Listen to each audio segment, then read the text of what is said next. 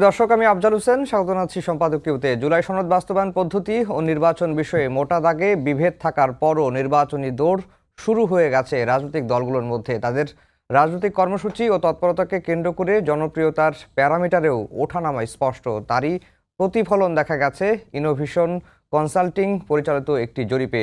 আওয়ামী লীগ নির্বাচনে অংশগ্রহণ না করলে ভোটে কে লাভবান হবে তা নিয়েও চলছে বিশ্লেষণ। বিএনপি, জামায়াত, এনসিপি ও অন্যান্য দলগুলোর অবস্থান সহ সাম্প্রতিক ঘটনা প্রবাহের বিশ্লেষণ নিয়ে আমাদের আজকের সম্পাদকীয় জরিপে জনগণের নির্বাচন ভাবনা। আর এসব নিয়ে কথা বলতে আমাদের স্টুডিওতে উপস্থিত আছেন অধ্যাপক মওদুদ আলমগীর পাভেল, আহ্বায়ক বিএনপি মিডিয়া সেল, এবং মাহবুব আজিজ, সাংবাদিক ও কলামিস্ট। দর্শক, আপনারা এই আলোচনায় অংশ নিতে পারেন, এজন্য আপনাদের ফোন করতে হবে টেলিভিশনে দেখানো নম্বরে, এছাড়া ফেসবুকের মাধ্যমেও আপনাদের মন্তব্য পাঠাতে পারেন। আলোচনা শুরুতেই জানিয়ে দেব এখনকার প্রধান শিরোনামগুলো। নিউ ইয়র্কে নৈশভোজে ডক্টর ইউনূস ও ডোনাল্ড ট্রাম্পের সাক্ষাৎ। ফেব্রুয়ারিতে নির্বাচন, মার্কিন প্রেসিডেন্টকে জানালেন প্রধান উপদেষ্টা। ঢাকা সফরের আমন্ত্রণ। জুলাই আন্দোলনে গুলির নির্দেশ দেন শেখ হাসিনা। ইনু, তাপস, মাকসুদ কামালের সঙ্গে ফোনালাপের ফরেনসিক পরীক্ষায় প্রমাণ। ট্রাইব্যুনালে সাক্ষ্য বিশেষ তদন্ত কর্মকর্তার। 41% ভোট নিয়ে সরকার গঠনের বেশি সম্ভাবনা বিএনপির। জামাতের সমর্থন 30, আওয়ামী লীগের 19, এনসিপির 4 ভাগ। 10,000 মানুষের মতামত নিয়ে ইনোভেশন এর জরিপ। ডেঙ্গুতে প্রাণ গেল আরও 5 জনের। মশা থেকে বাঁচতে কয়েল জ্বালিয়ে উল্টো স্বাস্থ্য ঝুঁকি বাড়ছে, শ্বাসকষ্ট সহ নানা রোগের সংখ্যা। মশারি ব্যবহারের পরামর্শ চিকিৎসকদের। এবং টঙ্গীতে আগুন নেভাতে গিয়ে দগ্ধ আরেক ফায়ার ফাইটার নুরুল হুদার মৃত্যু। শামীমকে নেত্রকোনায় দাফন। ফায়ার সার্ভিসের গার্ড অব অনার। শোকে স্তব্ধ স্বজন ও এলাকাবাসী। দর্শক, শিরোনাম শুনছিলেন। আমরা আজকের আলোচনার বিষয় দিয়েছি জরিপে জনগণের নির্বাচন ভাবনা। মাহবুব আজিজ ভাই, আপনাকে দিয়ে আলোচনা শুরু করতে চাই। আজকে নিশ্চয়ই জরিপটি দেখেছেন আপনি, এবং সেই জরিপটিতে বলা হয়েছে তারা 10,413 জন বিভিন্ন বয়সী ভোটারের উপর জরিপটি চালানো হয়েছে। জরিপে অংশগ্রহণকারীদের মধ্যে 4,721 জন উত্তরদাতা ভোট দেওয়ার ক্ষেত্রে নিজেদের পছন্দের দলের কথা প্রকাশ করেছেন। এতে দেখা গেছে ভোট দেওয়ার ক্ষেত্রে 41.30% উত্তরদাতা পছন্দের দল হচ্ছে বিএনপি। জামায়াত ইসলামীকে পছন্দ করেছে 30.30% উত্তরদাতা, আর জাতীয় নাগরিক পার্টি এনসিপিকে পছন্দ করেছে 4.10% উত্তরদাতা। এখন প্রশ্নটি হচ্ছে যে নির্বাচনকে সামনে রেখে নানা রকম জরিপ আসছে। এর আগে সানেমের জরিপটাও আমরা দেখেছি। এই ইনোভেশন কনসাল্টিংয়ের যে জরিপটি, এতে তাদের যে অবস্থান, তারা যে প্রকাশ করেছে ফলাফল, মাঠের পরিস্থিতি কি তাই বলছে কিনা? ধন্যবাদ, শুভেচ্ছা। আসলে এই যে জরিপ, এটা বোধহয় 2-1 দিন আগে প্রেস সচিবের পাশে বসে যেই জরিপটি সম্প্রচার করা হলো, তাই তো আজকে খবরে বোধহয় হলো, যতটুকু আমি মনে করতে পারছি। তো একটি সরকারের প্রেস সচিবকে পাশে নিয়ে জরিপের ফলাফল দেওয়া হচ্ছে। না, এটি তো আজকে দিয়েছে। আজকে এটি গতকালকে আরেকটা সংস্থা দিয়েছে। এইটাই না, না না, এটা না, এটা আলাদা। আচ্ছা, ওটাতেও কিন্তু 10,000-ই ছিল। এই জন্যই আমার কাছে মনে হচ্ছে যে কিরকম ছিল এটা। হ্যাঁ, 10,000 শতকরাটা মনে নাই, কিন্তু আমার কথা বলবার যেই পয়েন্টটি হচ্ছে 18 কোটি মানুষের একটি দেশের 10,000 মানুষের উপরে জরিপ নিয়ে একটি জাতীয় সংবাদ করে ফেলা এবং সেটি ফলাও করে প্রচারের উদ্দেশ্যটা কি হতে পারে। আচ্ছা, এটা হচ্ছে আমার 1 নম্বর পয়েন্ট। আপনি কয় শতাংশ মানুষ হয়? 10,000 মানুষ 18 কোটি মানুষের মধ্যে 1 নাম্বার। 2 নাম্বার হচ্ছে এরা কোন গ্রুপের, কোন শ্রেণীর, কোন পেশার, এই সব বিষয়গুলো কি করে বাছাই করা হলো। আরেকটা ব্যাপার হচ্ছে, ধরেন আসলে আওয়ামী লীগ আমলে আমরা যে জরিপগুলো দেখেছি, আমরা দেখেছি শনৈ শনৈ উন্নতির কথা, অর্থনীতির কি সমস্ত উন্নয়নের সূচক আমাদের সামনে, এক ধরনের শস্যে ফুল আমাদের চোখের সামনে কিন্তু মেলে দিয়েছিল আওয়ামী লীগ সরকার। সেগুলোর ভেতরের যে শূন্য গর্ভ, ফাঁকা যে অবস্থা, সেটা কিন্তু ওই সরকার পতনের সাথে সাথে আমাদের সামনে স্পষ্ট হয়েছে। কাজে সরকার প্রভাবিত যে সমস্ত জরিপ অথবা সরকারের আনুকূল্য পাওয়ার জন্য যে সমস্ত জরিপ, সেগুলো নিয়ে সন্দেহ করবার যথেষ্ট কারণ আছে। এখন প্রশ্ন উঠতে পারে, এটা আনুকূল্য আপনি বুঝলেন কি করে? হ্যাঁ, বুঝলাম এই কারণে যে এই ধরনের জরিপ এখন যখন করা হচ্ছে, আপনি করবার আগে কিছু হয়তো অংশীজনদের সাথে বসে আলাপ আলোচনাটা করাটাও বেশি জরুরি ছিল। হুম। আমরা দেখেছি যে যেই প্রেস সচিবের পাশে বসে যেই জরিপের কথাটি বলা হলো, সেখানেও কিন্তু ৭৮% মানুষ সরকারের পক্ষে আস্থা প্রকাশ করছে, সন্তুষ্টি প্রকাশ করছে বলে ওই জরিপে বলা হলো। এই সরকারের এই সমস্ত কাজ কিন্তু আমরা আওয়ামী লীগ আমলে খুব দেখে অভ্যস্ত। এখনো দেখলাম ৭৮% মানুষ তারা বলছে যে এই সরকার খুব ভালো কাজ করছে, আস্থাশীল। বাস্তবতা কি তাই বলে আসলে? এবং এই যে আজকে একটু আগে একটা ভিডিওতে দেখলাম কিছু লেখক বা যারা অ্যাক্টিভিস্ট তারা একটি ভিডিও শেয়ার করছেন যে এক প্রবীণ বাউল তার লম্বা চুল দাড়ি নিয়ে একটি গ্রামের একটি বাজারে তাকে ধরেছেন, কয়েকজন ধরে তার চুল কেটে দিচ্ছেন, মাথা মস্তক মুন্ডন করছেন, সেটা আপনার ভিডিওতে আসছে। এই যে আইন শৃঙ্খলার পরিস্থিতি, এটা একটি ছোট্ট উদাহরণ মাত্র। এই আপনার থানা বা হাজতে যে ডিম ছোড়া, যেটা এখন নিউ ইয়র্কেও দেখলাম আওয়ামী লীগ ছুটছে, এই ডিম কি কদিন আগে ঢাকায় ছোড়া হয়নি? যারা আওয়ামী লীগের নেতা মন্ত্রী ছিল তাদের গায়ে ছোড়া হয়েছে ডিম ছোড়া। এবং অশ্লীল গালিগালাজ সেটা যেই করুক, আওয়ামী লীগ করুক আর এনসিপির কর্মীরা করুক অথবা নির্দলীয়রাই করুক, খারাপ কাজ কিন্তু খারাপ কাজই। আপনি নিউ ইয়র্কের আওয়ামী লীগ ডিম ছড়েছে, ওটা খুব খারাপ। আর ঢাকার থানায় যখন ছোড়া হলো ইয়েতে আদালতে, সেটা কি ভালো? আপনি যারা খারাপ কাজ করেছে, আওয়ামী লীগের নেতা বলেন, কর্মী বলেন, যারা, নিশ্চয়ই এইগুলা বিচারের আওতায় আনতে হবে। কিন্তু বিচারের পরিস্থিতিটা যদি নিজের হাতে তুলে নেওয়া হয়, তাহলে কি আর সভ্যতা বলে কিছু থাকে? নিজের হাতে যখন আমরা আইন তুলে নেব, তখন কিন্তু সভ্যতা বিপর্যস্ত হয়। এই আইন তুলে নেবার ঘটনা কিন্তু বারবারই ঘটেছে, অন্তত গত 1 বছরে অনেকবার ঘটেছে। তো সেই ক্ষেত্রে সচেতন নাগরিকরা ৭৮% মানুষ আপনার সরকারের কর্মকাণ্ডে সন্তুষ্ট, এটা ব্যক্তিগতভাবে আমি মনে করি না। যেমন মনে করি না এই যে আজকের যেই যদি আপনি বললেন ৪১% বিএনপি, ৩০% জামাত, 4% এনসিপি। আমার কাছে মনে হচ্ছে প্রথম এবং দ্বিতীয় পজিশনের যেই শতাংশ হারটা, এটা এক ধরনের মানে একটা সুস্বপ্ন স্থাপন করে দেওয়া হচ্ছে যে এইরকম একটা পরিস্থিতি হলে হয়তো শুভ হবে, চিকেন ব্যালেন্সের মতো করে দিয়ে করা হয়েছে। জি পাভেল ভাই, যেই জরিপটি নিয়ে কথা হচ্ছে, যেটি যদিও মাহবুব আজিজ ভাই বলছিলেন যে এই জরিপের আসলে উদ্দেশ্যটা কি, সেটি নিয়েই তিনি প্রশ্ন তুলেছেন। আর 41.30% উত্তরদাতা বিএনপিকে পছন্দ করে। আপনারা কি এই জরিপে মনে করছেন যে প্রকৃত চিত্র তো উঠে এসেছে? ধন্যবাদ। প্রথমে আমি একটা জায়গায় মাহবুব ভাইয়ের একটা কথার একটু রেসপন্স করি। আসলে 18 কোটি মানুষের দেশে 10,000 স্যাম্পলটা যথেষ্ট, স্যাম্পল সাইজটা সঠিক কিনা। আমি একজন বিজ্ঞানের ছাত্র এবং আমার কেয়ারে অনেককেই থিসিস করতে হয়, ফলে গবেষণার পদ্ধতি সম্পর্কে আমার কিছুটা ধারণা আছে। স্যাম্পলটা যদি সঠিকভাবে নির্বাচন করা হয়, এবং সেক্ষেত্রে 18 কোটি মানুষের জন্য 10,000 স্যাম্পলকে খুব ছোট বলা যাবে না। আর এটা প্রতিনিধিত্বশীল কিনা সে প্রশ্ন যে কেউ তুলতে পারে। এটা তো যে কোনো একটা রিসার্চ যারা করেন, গবেষণার প্রেক্ষিতে যে জরিপের ফলাফল যারা দিয়েছেন, তারা এই প্রশ্নের সম্মুখীন হলে তাদেরকে যদি বলা হতো যে আপনার কী মেথোডোলজি বা কী প্রক্রিয়ায় আপনি এই জরিপটি সম্পন্ন করেছেন, আপনার স্যাম্পল নির্ধারণের পদ্ধতি কী ছিল, এই স্যাম্পল সাইজটা আপনি কীভাবে নির্ধারণ করলেন, আপনার গ্রামে কতটুকু নিয়েছেন, শহরে কতটুকু নিয়েছেন, বা বিভিন্ন শ্রেণী বর্গের প্রতিনিধিত্ব এখানে আছে কিনা, সে প্রশ্ন তোলাই যায়, সেটি সঙ্গত। কিন্তু প্রশ্নটা হচ্ছে যে আমরা বিগত সময়গুলোতে যখন বাংলাদেশে ভোটের যে চালচিত্র, নির্বাচনের যে চালচিত্রগুলো দেখেছি, যেটা এটা বোধহয় সেখানে সেটা প্রতিভাত হয় না আর কি। সর্বশেষ যদি আমরা 2008 সালের নির্বাচনটাকেও যদি বেঞ্চমার্ক হিসেবে নিই, তো সেই জায়গাতেও কিন্তু বিএনপির জনসমর্থনের সংখ্যা এই সংখ্যার খুব বেশি দূরে ছিল না। বরং বলতে পারি যে জামায়াতে ইসলামের ক্ষেত্রে যে সংখ্যাটা দেখানো হচ্ছে, সেই সংখ্যাটি কিন্তু বরং বলা যেতে পারে অতি উল্লম্ফন, কারণ সেই সময় তাদের সমর্থনের জায়গাটা ছিল 4% একটু সামান্য একটু বেশি। তো ফলে আমার মনে হয় যে কোনো একটা জিনিস নিয়ে আমরা এখনই বেশি উচ্চকিত না হই। ভোটের নির্বাচনের এখন অনেক সময় বাকি আছে। আর নির্বাচনের এবারে নির্বাচনটা একটা ভিন্ন ধরনের নির্বাচন হবে, কারণ সেখানে জনমতের প্রতিফলন হবে অনেকগুলো বিষয় নিয়ে।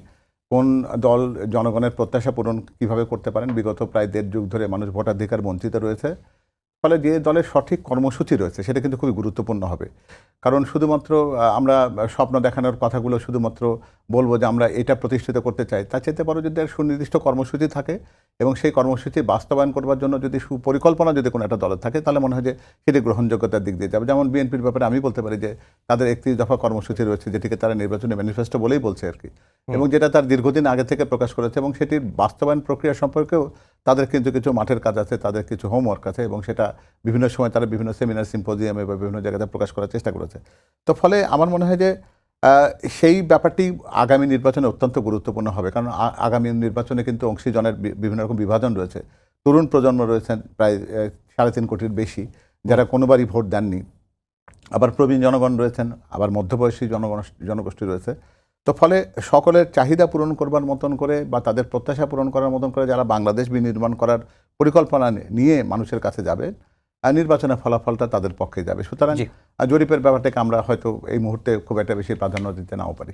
জি, মাহবুব আজিজ ভাই, আমরা যেহেতু আলোচনার বিষয় আজকে জরিপে জনগণের নির্বাচন ভাবনা নিয়েই দিয়েছি, সে কারণে আলোচনার অধিকাংশ অংশ জুড়ে জরিপটা নিয়েই আলোচনাটা হবে। সেই জরিপে আরেকটি বিষয় উল্লেখ করা হয়েছে যে নির্বাচনে ভোট দেওয়ার ক্ষেত্রে 18.8% উত্তরদাতা পছন্দ কার্যক্রম নিষিদ্ধ হওয়া আওয়ামী লীগ। 18.8% উত্তরদাতার পছন্দ কার্যক্রম নিষিদ্ধ হওয়া আওয়ামী লীগ। চলতি বছরের মার্চের চেয়ে সেপ্টেম্বর মাসে আওয়ামী লীগের পক্ষে ভোট দিতে চাওয়া ব্যক্তিদের হার বেড়েছে প্রায় 5%। আর এর আগে সানেমের যে জরিপ ছিল সেখানে বলা হয়েছে যে নির্বাচনে অংশগ্রহণের অনুমতি পেলে আওয়ামী লীগ পাবে 15.2% ভোট। এবং আজকের যে জরিপ সেখানে বলছে যে চলতি বছরের মার্চের চেয়ে সেপ্টেম্বর মাসে আওয়ামী লীগের ভোট দিতে চাওয়া ব্যক্তির হার বেড়েছে 5%। কেন? আপনি যে প্রসঙ্গটি বললেন যে আজকে আলোচনা অবশ্যই জরিপ নিয়ে হচ্ছে এবং হবে, এটা কোনো সমস্যা নাই, কিন্তু জরিপটার ব্যাপারে হচ্ছে কি, জরিপ একটা আসলে একটা উদ্যোগ, আপনার রাজনীতিটাকে পর্যবেক্ষণের একটা প্রয়াস আমরা বলতে পারি, একটা কিভাবে পর্যবেক্ষণ করা যাবে এবং মানুষের মনোভাবগুলো যেটা ভাই বললেন যে এক ধরনের বিজ্ঞানসম্মত উপায়ে তুলে আনবার চেষ্টা। তো মানুষের যে মনোভাবের যে ব্যাপারগুলো, এগুলো কিন্তু আমরা বিভিন্নভাবে বুঝতে পারি, এবং এটা এই ধরনের প্রতিষ্ঠান ভিত্তিক জরিপ, তাদের নানান রকম উদ্দেশ্য স্বার্থ থাকবে, স্বাভাবিক। স্বার্থ সবসময় যে নেতিবাচক তা নয়, ইতিবাচক স্বার্থও থাকে। আবার আমরা সাধারণ মানুষ হিসেবে, সাংবাদিক হিসেবে, আমরা রাজনীতি সংশ্লিষ্ট মনোভাবাপন্ন যারা আছি বিভিন্নভাবে, তারাও কিন্তু নানান রকমভাবে আমরা সারাক্ষণ জলের ভেতরের মাছের মতো আমরা বুঝতে পারি যে প্রতিক্রিয়াগুলো কি। এখানে যে বিষয়গুলো এসছে, আপনি দেখুন যে জামাতকে নানানভাবে কিন্তু আশ্রয় প্রশ্রয় দেওয়া হচ্ছে একদম প্রথম থেকেই। যেই ভাই বললেন 4% ভোট যে জামাত, এইখানে জরিপে দেখা যাচ্ছে 30%। এখন যদি এখানে একটি জরিপ হয়, আমরা এখানে 15-20 জন মানুষ উপস্থিত আছি, আপনি যদি জরিপ করেন, যদি জরিপের কাগজটা আপনার থাকে, আপনি জানবেন যে উনি কুদ্দুস সাহেব, উনি ইব্রাহিম সাহেব, উনি আবুল বরকত সাহেব কে কি করে, আপনি ওইভাবেই প্রশ্নপত্র সাজিয়ে একটা জরিপ করবেন, যেহেতু আপনি সবাইকে চেনেন। কাজে এই জরিপগুলো এবং এই নির্বাচনের আগে এই জরিপগুলোকে যদি দেখানো হয় যে জামাত 30%, 35%, এই বিষয়গুলো নিয়ে বোধহয় আরো ভাববার ব্যাপার আছে। আপনি হঠাৎ করে একটা সাম্প্রদায়িক রাজনীতি এত দূর এগিয়ে আসবে, এটা তো আমার কাছে যুক্তিসঙ্গত এবং বিশ্বাসযোগ্যই বলে মনে হয় না। এবং সেই জামাত অনেকটাই ছদ্মবেশী কৌশলী দল হিসেবে এখন দেখা যাচ্ছে। আপনি দেখুন, পিআর পদ্ধতি নিয়ে তারা কথা বলছে, উচ্চ কক্ষ নিম্ন কক্ষ দুটোই তারা দাবিতে, এবং 5 দফা দাবিতে তারা আন্দোলন শুরু করেছে। একদিকে তারা টেবিলে আছে, আলোচনার টেবিলে জাতীয় ঐক্যমত্য কমিশনে, আবার তারা আন্দোলন করছে। এটা কিন্তু এক ধরনের দ্বিচারিতা। আপনি যদি আন্দোলনেই থাকেন তাহলে আবার ওখানে কি নিয়ে কথা বলছেন? জাতীয় ঐক্যমত্য কমিশনে, 1 নম্বর। 2 নম্বর হচ্ছে, আরও একটু গভীরে গেলে আপনি দেখবেন ইসলামিক দলগুলোকে নিয়ে একটি জোট তৈরির চেষ্টা করছে জামাত। 7টি দল, খেলাফত সহ, সেই 7টি দলে কিন্তু আমরা বহুকাল ধরে শুনে আসছি ইসলামিক শাসন অর্থাৎ শরিয়া আইন তারা চায়। যেই দল শরিয়া আইন এবং ইসলামিক শাসন চায়, তারা আবার পিআর পদ্ধতিতে এই গণতান্ত্রিক আন্দোলনেও কি করে থাকে বা কিভাবে, তাহলে একটা তো পরিষ্কার করা দরকার। তার মানে আপনারা ক্ষমতায় গেলে অথবা আপনারা নির্বাচিত হলে কি শরিয়া আইন করবেন, সেটাও তো তাদের পরিষ্কার করা দরকার। তারা কিন্তু সেটাও পরিষ্কার করছে না। কাজে এখন দেখুন একটি বড় রকমের শূন্যতা তৈরি হচ্ছে। আওয়ামী লীগ 14 দল জাতীয় পার্টি এদেরকে কিন্তু নিষিদ্ধতার দাবিও জানাচ্ছে জামাত, তাদের 5 দফাতে আছে। বিশেষ করে 14 আওয়ামী লীগ তো অলরেডি কার্যক্রম নিষিদ্ধ, 14 দল এবং জাতীয় পার্টিকে নিষিদ্ধ করবার কথা তারা দাবি তুলেছে। হঠাৎ করে এই দাবি কেন? তাহলে তারা দোসর, ফ্যাসিবাদের দোসর, তাহলে জামাত কার দোসর ছিল? সেই প্রসঙ্গও তো আসবে, সেই প্রসঙ্গ কিন্তু শেষ হয়ে যায়নি। কাজেই এখন যদি আপনি এরকম ভাবে কেঁচো খোঁড়া শুরু হয়, কেঁচো করতে করতে কিন্তু আর সাপ পর্যন্ত থাকবে না, ডাইনোসর বেরিয়ে আসবে। কাজেই আপনি এই জরিপের ভেতরের ফাঁকগুলো শুভঙ্করের ফাঁক বলে আমার মনে হচ্ছে। এইটা জামাতকে অন্যতম প্রধান দল হিসেবে তুলে আনবারই একটা চেষ্টা বলে মনে হচ্ছে। জামাত যদি 30% ভোটের এখন অধিকারী হয়ে থাকে, আবার আওয়ামী লীগ যদি 18% হয়ে থাকে, তাহলে বিএনপির ভোট 40-40 ছিল। বিএনপির সর্বশেষ যে দুটো গ্রাহ্য নির্বাচন, একটা হচ্ছে 2001 এবং 2009, এই দুটো নির্বাচনেই বিএনপি 40% ভোট পেয়েছে এবং আওয়ামী লীগও 40% ভোট পেয়েছে। আওয়ামী লীগ এই যে আপনার 24 জুলাই আগস্টের তারা যে গণহত্যায় অংশ নিয়েছে, সে নিশ্চয়ই তাদের ভোট কমেছে, ভোট তাদের কমেছে। বিএনপি যে এতদিন এত সংগ্রাম করলো, 16 বছর ধরে তারা নানান নির্যাতনের শিকার হলো, তাদের ভোট কি বাড়েনি? এবং আওয়ামী লীগ যদি অনুপস্থিত থাকে নির্বাচনে, সম্পূর্ণ অনুপস্থিত থাকে, তাহলে এই পুরো ভোট জামাত পেয়ে যাবে। এটা কি করে সম্ভব? এই জরিপে এটাও এসেছে, আমি ওটা বলছি আপনাকে, কিন্তু আমার যে প্রশ্নটা ছিল যে তারা যেটা বলছে যে চলতি বছরের মার্চের চেয়ে সেপ্টেম্বর মাসে আওয়ামী লীগের পক্ষে ভোট দিতে চাওয়া ব্যক্তির হার বেড়েছে, মানে আওয়ামী লীগের ভোট বেড়েছে। এটা আসলে দেখুন 68টা মিছিল হয়েছে গত কয়েকদিনে, 5 দিনে, ছাত্রলীগ আওয়ামী লীগের বের হচ্ছে। এটা তো হচ্ছে, চারপাশে মিছিলগুলো একটু বাড়ছে, এবং এটার জন্য তো এই জরিপই যে বলতে হবে তা না। আসলে আপনি দেখুন যে আওয়ামী লীগ তো একটা দীর্ঘ 70 বছরের একটা রাজনৈতিক দল। এটা আপনার প্রজন্ম পরম্পরা এই দলের সাথে পারিবারিকভাবে অনেকের সম্পর্ক। আপনি যেই নেতৃত্ব এই ধরনের কাজ করেছে গত 16 বছরে, তারা একক কর্তৃত্ব করেছে, স্বৈরাচারে আবির্ভূত হয়েছে, এই নেতারা যখন শাস্তির মধ্যে চলে যাবে, শাস্তির আওতায় যখন আসবে, একটা সময় তো নিশ্চয়ই আওয়ামী লীগ কোনো না কোনো ভাবে সামনে আসবে আবার। এটা তো অস্বীকার করার কিছু নাই যে আওয়ামী লীগকে যতই আপনি বলুন না কেন যে এই দলটাকে আর কেউ কোনোদিন উচ্চারণ করা যাবে না আওয়ামী লীগের, এটা কি আসলে বাস্তবসম্মত? আপনি কি আমাকে বা ওনাকে বাধ্য করতে পারেন যে না, আপনি আর আওয়ামী লীগকে ভোট দিতে পারবেন না, হয় আপনাকে বিএনপিকে ভোট দিতে হবে, না হয় জামাতকে ভোট দিতে হবে? এটা কি হয় কখনো? এখন এই যে নির্বাচন আসছে, যে আসন্ন নির্বাচন, সেখানে এখনো বিচারের ব্যাপারটি শেষ হয়নি, আদৌ কোনো একটা পরিস্থিতি দাঁড়ায়নি। এমনকি আওয়ামী লীগের কোনো রকম আমরা অনুতপ্ত হওয়া, ক্ষমা প্রার্থনাও দেখছি না, বরং গায়ের জোর দেখতে পাচ্ছি। এটা কিন্তু মানুষকে বিরক্ত করছে। যেমনভাবে 5% ভোটের কথা বলা হচ্ছে বাড়ছে, তেমনভাবে কিন্তু আওয়ামী লীগের এই ধরনের আচরণ, এই ডিম নিয়ে দৌড়াদৌড়ি, আজে বাজে কথা, এই তাসনিম যারা একটি নারীকে যেভাবে অপমানিত করা হলো কথাবার্তা বলে, আক্তার সাহেবকে কিংবা মির্জা ফখরুল ইসলাম আলমগীরের মতো একজন অত্যন্ত সিনিয়র একজন রাজনীতিবিদকে যে ভাষায় আক্রমণ করা হলো, এগুলো কি মানুষ পছন্দ করছে নাকি? কাজেই এই পলাতক আওয়ামী লীগের প্রতি মানুষের এই ব্যারোমিটারের মতো কিন্তু রাজনীতির ব্যাপারটাই তো তাই, কখনো কারোর প্রতি এক ধরনের আনুকূল্য আসবে, বিশেষ করে যারা অত্যাচারিত হয় তাদের প্রতি কিন্তু মানুষের সহানুভূতি থাকে। পাভেল ভাই, যেই প্রসঙ্গটি এসেছে, যেহেতু জামাত এবং যেহেতু আওয়ামী লীগ এবং জাতীয় পার্টির প্রসঙ্গটা আসলো, সম্প্রতি একটি মহাসচিবের একটি ইন্টারভিউ দেয়া না দেয়া নিয়ে একটা ব্যাপক বিতর্ক চলছে। অনেকেই এই প্রশ্নটা তুলছেন যে আসলে যেহেতু দলের তরফ থেকে বলা হচ্ছে যে তার বক্তব্যকে ভুলভাবে উপস্থাপন করা হয়েছে, আবার কখনো বলা হচ্ছে যে এআই দিয়ে ইন্টারভিউটি সাজানো হয়েছে, তার সঙ্গে আমরা দেখেছি যে যেই রিপোর্টার এটা ইন্টারভিউটা ছাপানো হয়েছে তার সঙ্গে বিএনপির মহাসচিবের ছবিও রয়েছে। তো সেই ব্যক্তিটি কিভাবে একটি দলের সেক্রেটারি পর্যন্ত গিয়ে ইন্টারভিউটা করলো, এটি নিয়েও প্রশ্ন তুলছেন যে তাহলে কি তাকে কেউ সহযোগিতা করেছে? সেই এরকম প্রশ্ন হতেই পারে, কারণ ওটা এমন কোনো মানসম্পন্ন পত্রিকা প্রথম সারির বলবো না আমরা, যে ভারতের যেখানে আমাদের মহাসচিবের সাক্ষাৎকারকে এত বেশি প্রাধান্য দিয়ে ছাপবার বিষয় ছিল, সেটা একটা প্রশ্ন অবশ্যই আছে। তবে এখানে যে জিনিসটি আমি আনতে চাই, যে এই ইন্টারভিউটাকে বিএনপি কেন বলছে যে এটা ঠিক বস্তুনিষ্ঠ নয় বা এটা তথ্য নির্ভর নয়, সেটার পেছনে কারণ হলো যে আমাদের মহাসচিব মির্জা ফখরুল ইসলাম আলমগীর শুধুমাত্র বর্ষিয়ান মানে নেতা তা বলবো না, উনি একজন ঋদ্ধ বিদগ্ধ একজন মানুষ, উনি রাজনীতি কম বোঝেন এটা বলবার কোনো সুযোগ বা কারণ নেই। তিনি রাজনীতির ক্ষেত্রে কোনো একটা সংখ্যা উল্লেখ করে একটা রাজনৈতিক দলের সাথে আসন বন্টনের বিষয়ে আলোচনা করবেন, এটি একটা বালখিল্যতার পর্যায়ে যায়। রাজনীতিতে পর্দার আড়ালে আলোচনা হতেই পারে রাজনীতির সমঝোতা হওয়া না হওয়া নিয়ে, কারণ রাজনীতির একটা প্রকাশ্য এবং একটা অপ্রকাশ্য দিক থাকে, যেটা মাহবুব ভাই নিজেও জানবেন। তো সুতরাং আমার মনে হয় না যে এই বিষয়টিকে ওনার মতন একজন মানুষের মুখ দিয়ে এরকম করে বেরিয়েছে যে ওরা ওই কয়টা আসন চেয়েছিল সেটা দেওয়া হয়নি বলে তারা পিআরের আন্দোলনে গেছে, এটা আমার মনে হয় যে খুব একটা বালখিল্যতা, এটা বস্তুনিষ্ঠতার সাথে এর কোনো সম্পর্ক নেই। আর যে কথাটা আসছিল এখানে, আমি মাহবুবের কথার সাথে একটু সুর মিলেই বলি, যে সেটা হচ্ছে যে এই যে কতগুলো জিনিস একখানে যদি আমরা করবার চেষ্টা করি, যে জামাত একই সাথে আওয়ামী লীগের নিষিদ্ধের সাথে সাথে তারা কিন্তু জাতীয় পার্টি নিষিদ্ধ করবার একটা দাবি তুলছেন। মানে হলো এটা যে তার রাজনৈতিক উত্থানের ক্ষেত্রে যে কটা সম্ভাব্য প্রতিবন্ধকতা আছে সেগুলোকে তারা সরিয়ে রাখতে চায়, অর্থাৎ প্রমাণিতভাবে রাজনীতিতে তারা একটি প্রতিপক্ষ দ্বিতীয় অবস্থানের জন্য জোর দাবিদার, এটা নিয়ে যেন কোনো রকম সংশয় কোথাও না থাকে, সেটিকে নিশ্চিত করবার জন্য এই প্রক্রিয়াগুলো হতে পারে। এই প্রশ্নটা খুব স্বাভাবিকভাবে জনমনে আসে।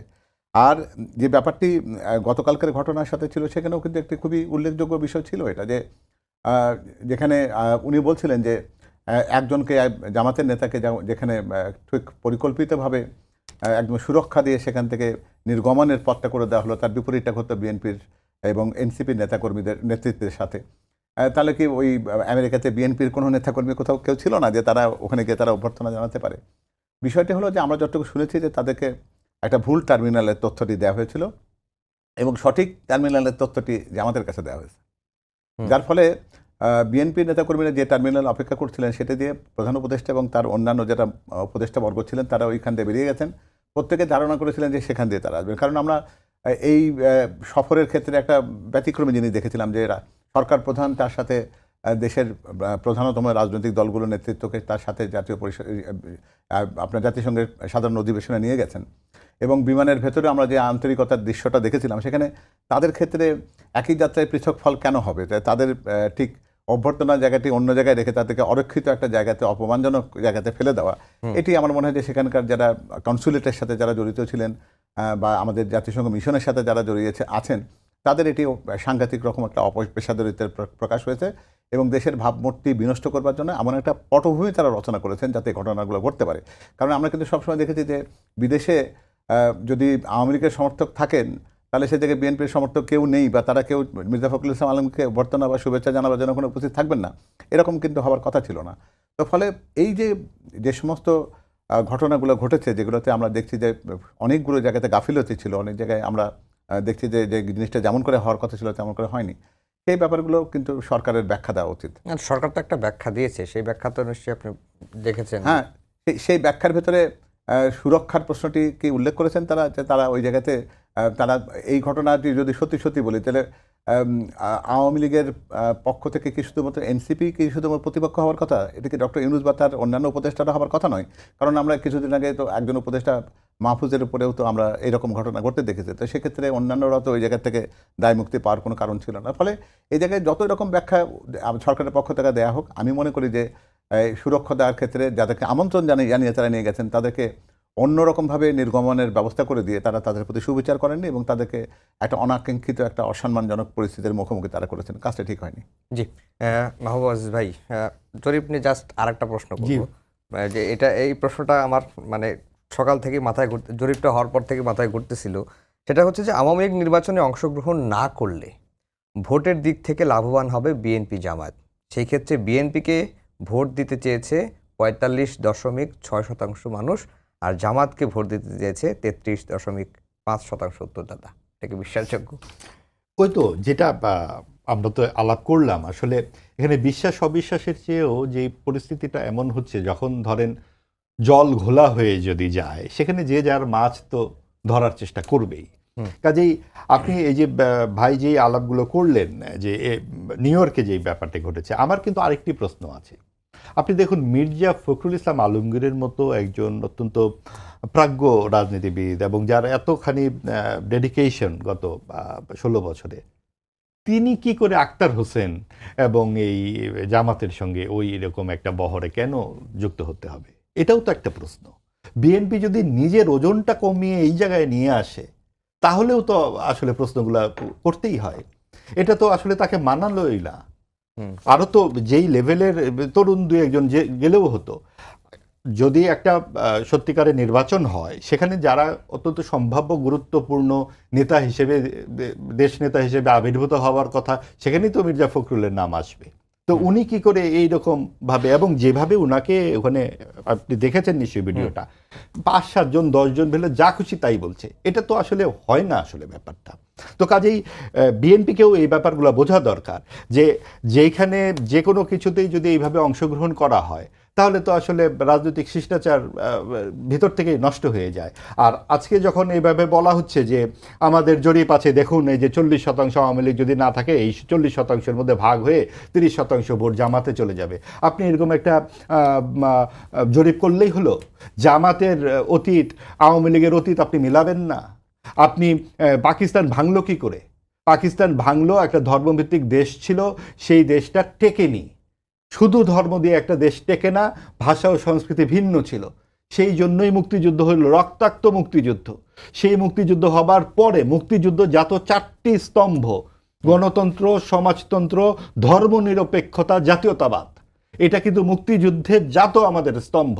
যেই 72-এর সংবিধান, যেইটাকে নিয়ে এত কথা বলা হচ্ছে, কেন ওই সংবিধান থেকে সরে আসতে হবে? কারণ হচ্ছে ধর্মনিরপেক্ষতাকে সরাতে হবে। এই ধর্মনিরপেক্ষতা সরানোর পেছনে হাত বিএনপিরও আছে। প্রথম তারাই এই দরজা খুলে দেয়, পেন্ডোরার বাক্স খোলে, এবং তারপরে আওয়ামী লীগ সেটাকে তা দেয়। আওয়ামী লীগের নেত্রী শেখ হাসিনা কওমি জননী হয়ে আবির্ভূত হন, এবং এই সকলের তা দিয়ে আজকে সাম্প্রদায়িক রাজনীতি এত বড় হয়ে উঠল। তো সাম্প্রদায়িক রাজনীতি কিন্তু একদম মুক্তিযুদ্ধের বিরোধী একটা অবস্থানে চলে যায়। আপনি যদি মুক্তিযুদ্ধের পক্ষের কোনো শক্তি থেকে থাকে, সেটা বিএনপিও কিন্তু মুক্তিযুদ্ধের পক্ষের শক্তি। কারণ আজকে দেখুন, বিএনপি কিন্তু সংবিধান রক্ষার কথা বলছে, 72-এর সংবিধানের কথাই কিন্তু তারা বলছে ঘুরিয়ে ফিরিয়ে। তারা কিন্তু প্রচলিত আমাদের যেই স্বাভাবিক সভ্যতা, ভব্যতা, আমাদের রাষ্ট্রটা এই পর্যন্ত এসেছে, অনেক চড়াই উতরাইয়ের পথ পেরিয়ে এখানে এসেছে। হঠাৎ করে একজন এসে কলমের খোঁচায় কিছুই হয়নি, এটা বাংলাদেশ 2.0 লিখে আমরা একদিক শুরু করে দেবো, এটা হয় না। ভুল ত্রুটি অনেক কিছুই আমাদের ছিল। আমাদের 80 দশকে 10 বছরের সংগ্রাম ছিল না? তখন একটা গণ অভ্যুত্থান হয়নি? সেই গণ অভ্যুত্থানের পরে আবার সেই গণ অভ্যুত্থান কেন হলো? কারণ রাজনীতিবিদরা তারা ক্ষমতা পেলে অসহিষ্ণু হয়ে ওঠেন। তারা মনে করেন এই ক্ষমতা চিরস্থায়ী। তারা জনগণের সামনে জবাবদিহিতা করতে চান না। আওয়ামী লীগ সেটা একেবারে সর্বোচ্চ শিখরে নিয়ে গিয়ে জবাবদিহিতা শূন্য করে ফেলেছিল নিজেকে। আপনার রাতের বেলা ভোট, আমি দামি ভোট, কোনো কথা বলা যাবে না, এবং সব কিছু মিলিয়ে একটা লুটপাট, ক্ষমতাকে, আপনার রাজনীতিটাকে একটা মধুর চাকে পরিণত করেছিল। ওই জায়গা থেকে মানুষ যখন ঘন হয়ে এসেছে, কেন হয়ে এসেছে? তারা, মানুষ তাদের অধিকার চায়। এই অধিকার মানে হচ্ছে আপনি ভুলিয়ে ভালিয়ে বাংলাদেশ বিরোধী করে তুলবেন, মুক্তিযুদ্ধ বিরোধী করে তুলবেন, এটা হয় না। আমি গতকালকে একটি রিপোর্ট দেখলাম, 1 বছর ধরে পড়ে আছে মুক্তিযুদ্ধের ভাস্কর্যগুলো। এটা কিসের অপরাধ? কাদের অপরাধ এই মুক্তিযুদ্ধের ভাস্কর্যগুলো? যে ময়মনসিংহের শশী লজ, প্রায় 150 বছরের ভাস্কর্যটাকে কেন ভাঙা হলো? মুক্তিযুদ্ধ কি আওয়ামী লীগের পৈতৃক সম্পত্তি নাকি? এই যে দেশের যে মানুষগুলো মারা গেছে, 30 লক্ষ মানুষ নিয়েও কিন্তু দেখবেন কত হাসি তামাশা চলছে, অনেক রকম ক্যারিকেচার চলছে। এবং এই যে ক্যারিকেচার করা হচ্ছে, এই রক্তের প্রতি যে অবমাননা, এইটা কি আপনি মনে করেন যে একদম মানুষের মনে লাগছে না? কাজেই এই ভোটগুলো সব জামাতের কি করে চলে যায়? কাজে যখন আপনি কোনো একটা কথা হয়, কথা উঠবে, এখন জামাত অনেক নিজেদেরকে পরিবর্তনের কথা বলছে।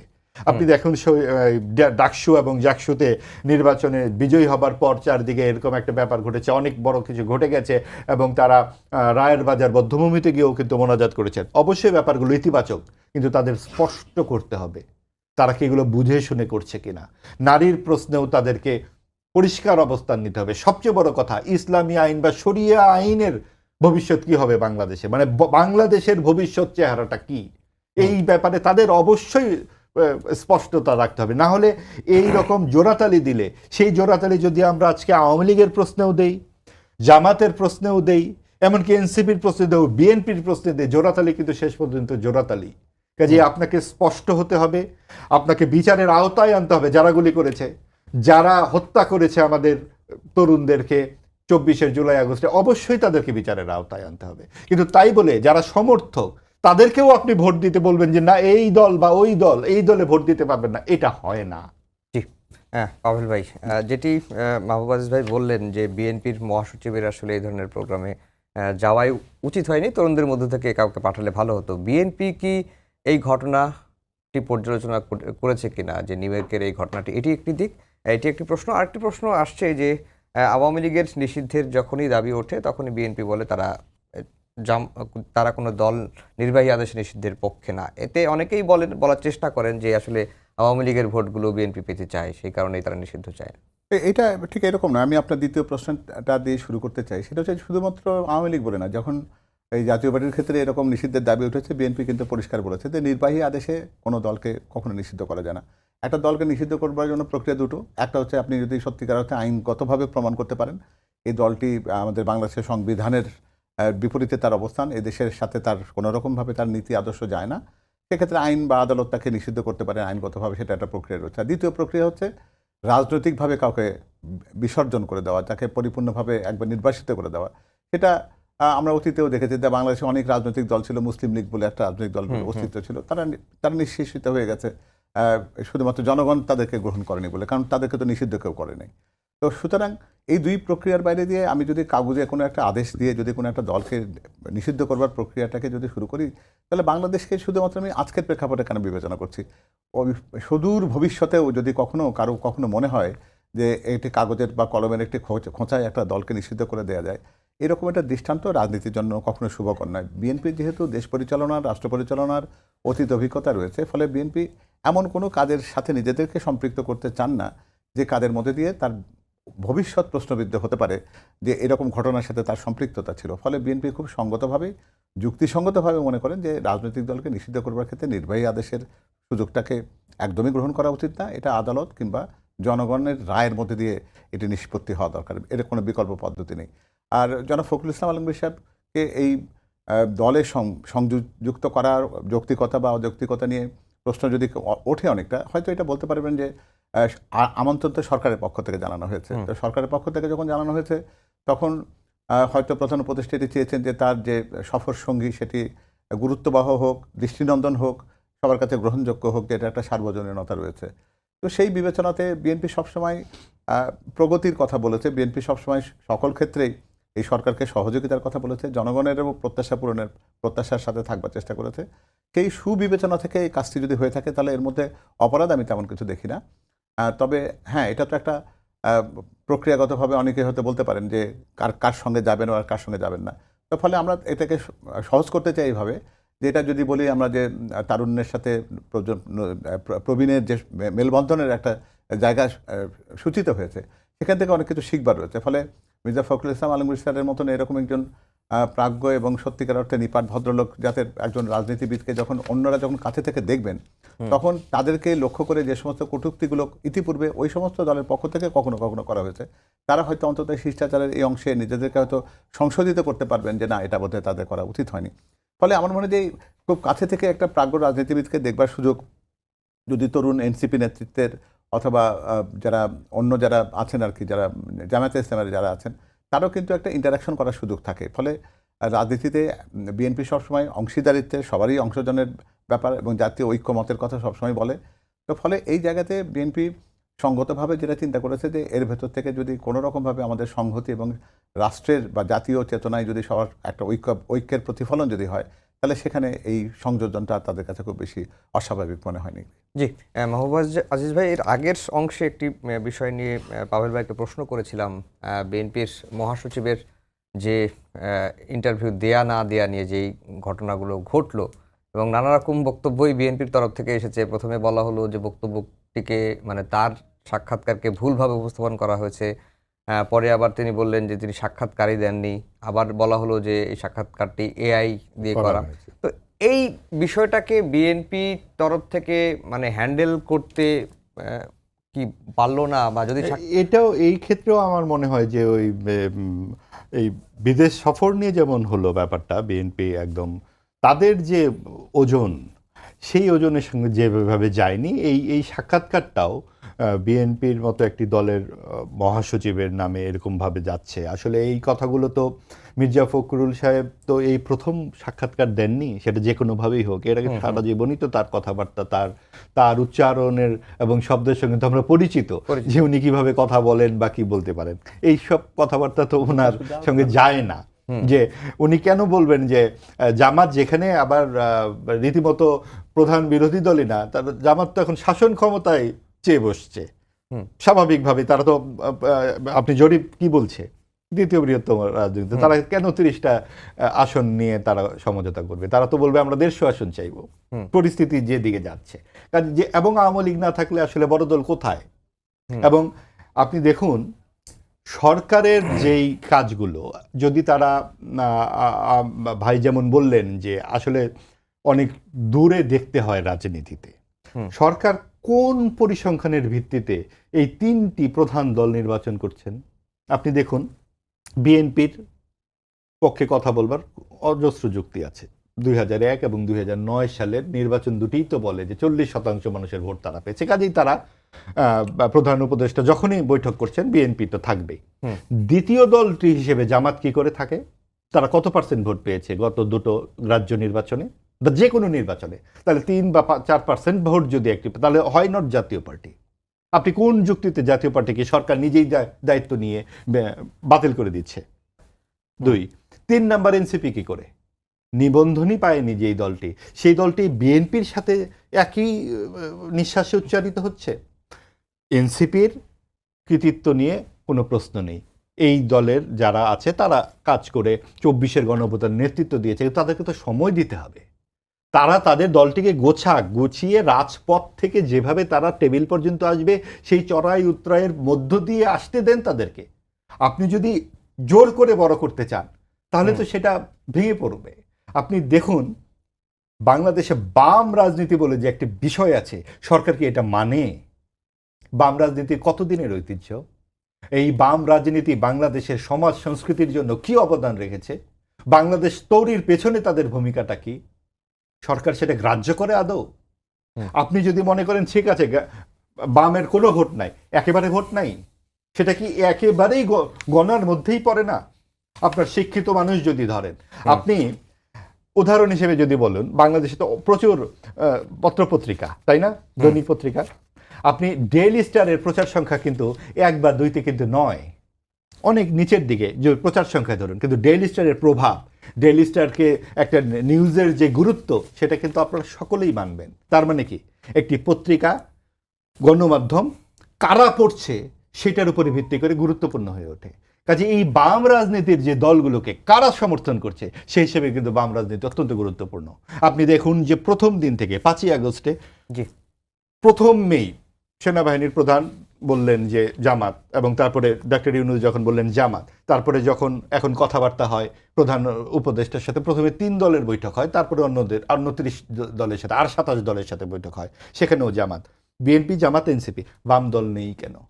বাম যে এতগুলো দল, আমার প্রশ্ন হচ্ছে যে আপনি বাংলাদেশের যে বিবর্তন, ইতিহাস, ঐতিহ্য, সংস্কৃতি, এই বিষয়গুলোকে এই সরকার একেবারেই গুরুত্ব দিতে চায় না, বরং নতুন একটা ন্যারেটিভ তৈরি করতে চায়, যেই ন্যারেটিভের সাথে আমাদের মুক্তিযুদ্ধ এবং ঐতিহ্যের সম্পর্ক। আমরা একেবারে শেষের দিকে চলে এসেছি, 1 মিনিট সময় আছে। পাবেল ভাই, আপনাকে দিয়ে শেষ করব আলোচনা। আজকে এনসিপির একজন নেতা সার্জিস আলম তিনি বলেছেন যে আওয়ামী লীগের চ্যাপ্টার ক্লোজ। আপনি এতদিন ধরে রাজনীতি পর্যবেক্ষণ করছেন, দেখছেন, আপনার কাছে কি মনে হয় যে আওয়ামী লীগের চ্যাপ্টার ক্লোজ? আসলে আমাদের কারো মুখের কথাতে কেউ ক্লোজড হয় না, কেউ ওপেন হয় না। এই যে পরিসংখ্যানের কথা যেটাই বলি না কেন, সেটার ভেতরে কতটুকু সূক্ষ্মতা রয়েছে বা স্থূলতা রয়েছে সেই বিবেচনা যদি নাও করি, তারা তো প্রত্যেকেই আওয়ামী লীগকে তো একটা অংশ দিচ্ছেন, একটা জায়গা দিচ্ছেন। তো ফলে সেই পরিসংখ্যানের সেই অংশটা হয়তো তাদের রাজনৈতিক দলের তুলনায় যে খুব যে বেশি অসম্মানজনক জায়গায় আছে এটা বলবার কোনো সুযোগ নেই। ফলে কাউকে ক্লোজ বা ওপেন করে দেওয়া ঠিক না। তবে হ্যাঁ, এই আমরা যে আওয়ামী লীগকে দেখেছি, বিগত 17 বছরে যে আওয়ামী লীগটি দেখেছি, সেই আওয়ামী লীগ নিঃশেষিত হয়েছে, এটা অবশ্যই বলতে হবে। কারণ সেই আওয়ামী লীগকে নিশ্চয়ই একটা মুক্ত বুদ্ধির যে আওয়ামী লীগ যিনি সমর্থন করেন, তিনি নিশ্চয়ই ওই আওয়ামী লীগের পুনর্জন্ম চাইবেন না। তার কাছে বা বাংলাদেশের মানুষের কাছে সেই আওয়ামী লীগ একটা দুঃস্বপ্ন। আমরা সেই আওয়ামী লীগকে পুনর্জীবন হতে কখনো দেখতে চাই না। সবাইকেই ধন্যবাদ জানিয়ে শেষ করছি আমাদের আজকের সম্পাদকীয়। আগামীকাল আবারও দেখা হবে একই